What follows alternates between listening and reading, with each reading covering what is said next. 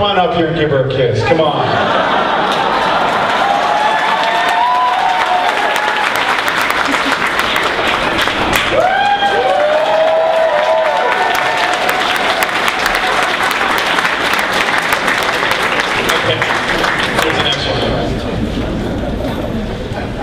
First off, like I said again, just being in a room with someone like John Saxon is an honor. It's just a Hollywood icon.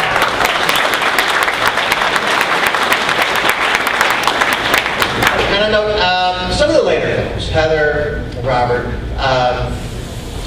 the movie where you guys actually played yourselves and then played the characters, and also if you could comment on how you felt that film, and Robert, if you can comment on Jason versus Freddy. Were you happy with the way that that turned out? And just your two takes on those two movies. Thank you. Well, Heather should go first because I think Heather really was the origins for Wes Craven's New Nightmare.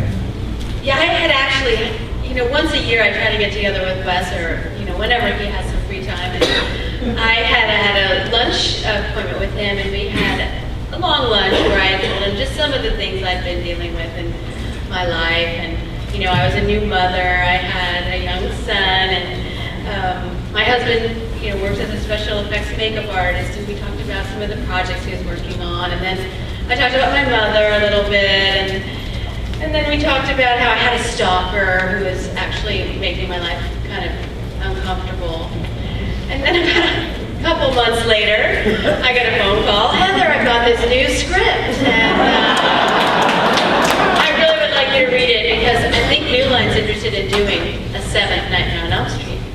I'm like, you're kidding, I would love to be in it. I was kind of underemployed at the time.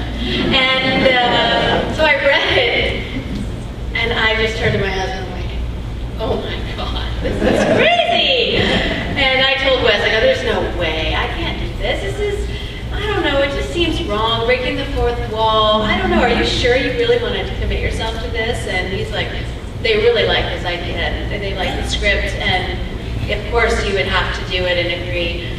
So I gave it a lot of thought, and my husband was a little bit unsure about it, but I think they were happy with it, really happy with the final product. In fact, it's my favorite movie besides Nightmare 1. And the one thing that I had many long conversations with Wes. I'd rather make it not so much like me. I'd rather not say this line about my mother. I'd rather not refer to my little boy in this way, because I figured all of you and fans would be seeing it and thinking a lot of it was really accurate. And I wanted to actually make Heather Langenham as much of a character as possible. So I feel that we actually accomplished that, and I know that when we did the marketing efforts for it, they really went overboard trying to make it seem like it was real, and I don't know if they were very successful in their marketing of that film.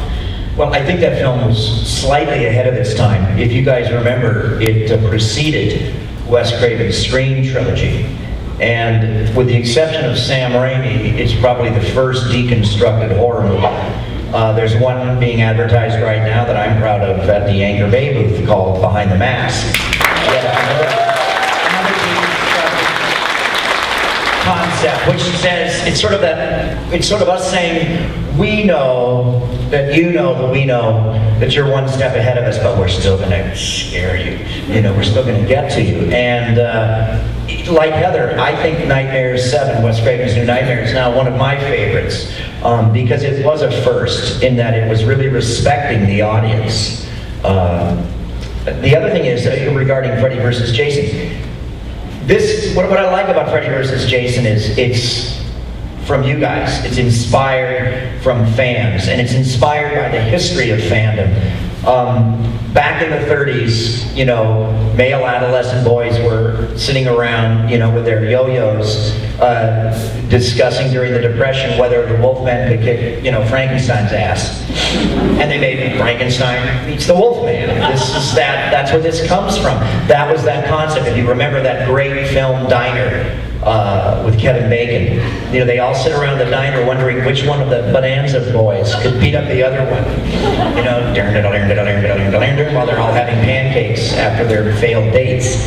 And I was approached as early as 1984, 85, when our movie was still in the theaters, by fans on the street. the early, fanboys and goth kids who would come up to me and they would say, "Hey, could you, Mr. England, sir, dude, like, could you, what would happen with you and Leatherface, like, if you threw down, man?" And so I know that was the bug in New Line's ear, that's where they got the idea of perhaps putting Jason and I together and offsetting us. I know there's been some talk about Michael Myers too. So it's really kind of a fan-based inspiration. And for me, the whole experience was just, trying at my age, because usually I'd have to chase Heather around in her underwear. But, pajamas, I'm sorry. She thinks she's in the Thin Man. This is Okay, what's with Robert? When Robert signs the Nightmare 3 poster, you sign it on my ass. What's with that? Well, some people are like... Because I kicked your butt, dude. I know. Okay, we got time for one last question. And My first question, or actually I have a comment, is guys, you're all wonderful, and Robert, never stop being Freddy, because I don't think I'd be able to watch any Nightmare movie if you were not Freddy Freddy. versus Geritol. And Freddy versus Bush. I don't want to get on No, it. no, I see the poster right now. Axe Bush's brain. my question is, what happened with the series that was supposed to be on CBS with you acting out real nightmares? Oh, my reality show. Actually, I shot a lot of that in Chicago. One of the problems was they didn't vet some of the people properly. We had to do a psychological vet on some of the people, and so some of our best pilot shows we couldn't get past legal at CBS, so that was one of the problems. The other problem was, as you know, with network television, as opposed to cable, they want to repeat something that's familiar that they know. So the problem was that instead of letting it really get dark and psychological, they opted to make it more like Fear Factor. So, but we've all seen the snakes and the bugs and the grubs, and we've all seen that stuff, Nightmare, I'm afraid of snakes, I'm afraid of spiders.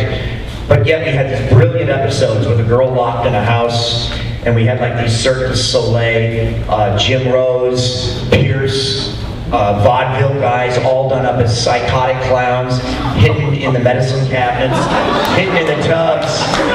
And this girl had a fear of clowns, I gotta tell you. That show rocked my world. But they didn't get it.